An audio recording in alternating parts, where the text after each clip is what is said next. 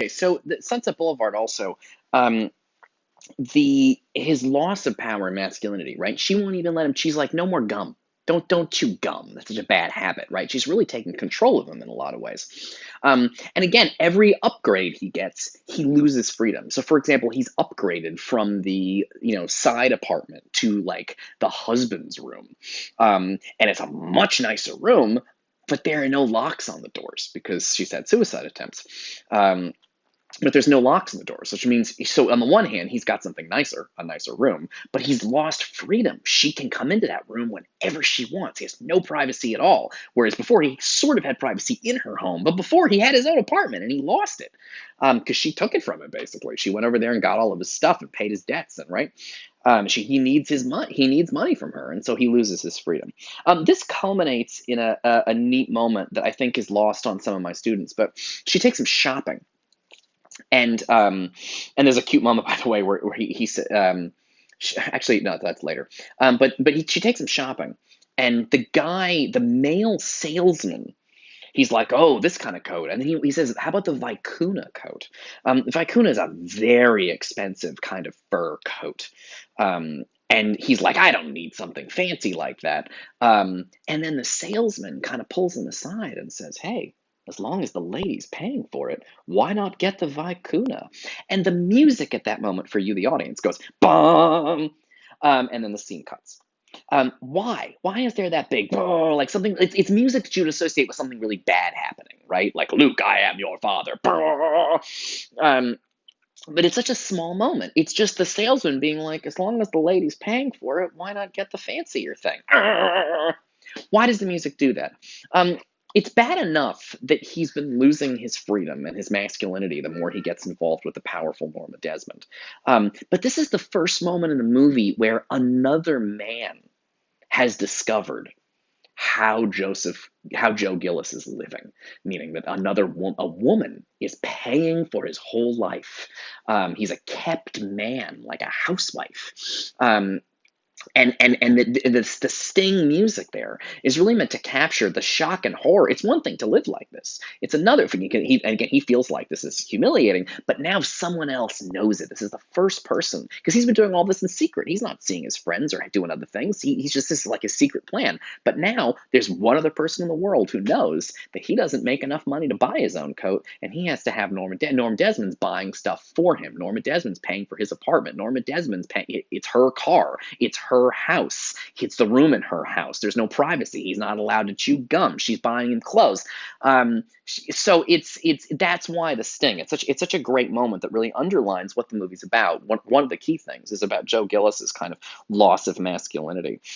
There's another moment that follows that when at the party. Where she gets him all these fancy presents, and he says, no earrings. And he's kidding, because men in 1950 didn't wear earrings. And she looks at him and says, cute. It's such a great line, because she means it's cute that you think you have a choice. Like, if I wanted you to wear earrings, you would fucking wear earrings. And he wouldn't really be able to say no, because she's in control of his whole life at this point. Um, all right. So that's a great thing. Okay, cool. I'm doing pretty good here. Oh, by the way, little detail. I don't. This is just silliness, but I think it's important to have some jokes. I really like. She mentions the car phone, which is such a funny thing.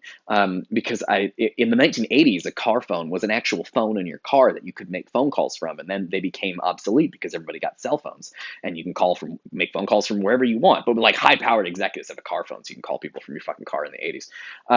But when she says car phone, it's to call the front seat, because the car is old and huge. It's probably quite loud, and then it's not necessarily that easy to talk to the person in the front seat. And she's a powerful woman; she shouldn't have to shout. And so she has a phone for calling Max in the front seat. I love it. That's all it does. That's the only thing the car phone does is it calls the front seat. It's fucking rad. Oh my god, I love Sunset Boulevard so much. Okay. Then we have the New Year's party, the Norma Desmond New Year's party. Um, Max watching the two of them dance, and of course, as you get later in the movie, you realize how disturbing it is that Max is watching them dance. But Max watches them dance. In terms of camera shots, there's a really important camera shot in this scene. It's simple. It's the kind of thing, you don't care about it. It's not a big deal, but like it's an overhead shot, right? The camera's way up high as we watch them dancing. Um, this is important because it emphasizes how empty her home is. These shots where there's shots where the characters look quite small, and the room is quite big because Norma Desmond lives in this cavernous, huge house, but there's no people in it. And that's going to become important in the next scene in the movie. So it's a really important shot of the big overhead shot of them dancing in this complete empty house. Um, all right, cool. Um, and she makes jokes about how rich she is, and she has oil wells pumping, pumping, pumping. Hope you can hear the kind of the sex that's being alluded to in that scene, because this is where she sort of tells him that she loves him. He knows this, but he doesn't want to think about it because he's using her for money, and this is a very uncomfortable situation. Um, and he says to her, because she just assumes they're going to be together. She just assumes that he'll love her back because she's Norma Desmond, who wouldn't love her. And he says to her, "What right do you have to take me for granted?" And she says, "What right? Do I have to say it? The right is she's paying for his life. That's what right she has. He's allowed her to pay for his life, and so she can do what she wants. But they don't talk about it. And when he says, "What right do you have to take me for granted?" She says, "Right? Do I have to say it?" That's amazing. Do I have to tell you? She says. Um, and then he storms out of the house. And there's a great detail when he storms out of the house. His watch chain, which again, Joe Gillis in the beginning of the movie did not have a fucking pocket watch chain, but his watch chain actually catches on the door a little bit, and he has to pull it off before he leaves. It's great because it just captures the way he feels trapped in this house. Things are clawing, like her claw when she grabs his arm. He gets caught for a split second trying to leave. Um, and he wants to go to a party. Um, so the first thing, the crew in terms of setting and something films do that I think it's a really beautifully done thing in this film. It's subtle. It's a small detail that most people wouldn't care about, but I think it's really special. It's really nice. Norma Desmond's house, they're dancing, but it's just the two of them in this completely empty building. And he goes to a party with his young friends, and it's a tiny apartment that's jam-packed. Let's try that again. He goes from dancing alone in a cavernous, empty room to going to a small room that is jam-packed with people. It emphasizes the difference in setting, right? That she has a big empty place. She has all the money in the world, but no people. And these people have no money, but all the friends. And it's visually, if you just look at the two scenes side by side, to see this empty place, huge and empty, tiny and full. It just emphasizes these two very different worlds. It's jammed in there for emphasis. Okay, cool. All right, sorry, I only have a couple minutes left in this video and I'm about to start something new. There's two lines one on the way to the party and one when he first arrives at the party that are super important. And it's the kind of thing that you probably didn't notice as being important. The two lines are this. Joe Gillis says he wants to go to a party where the girls are young enough to believe the casting agents.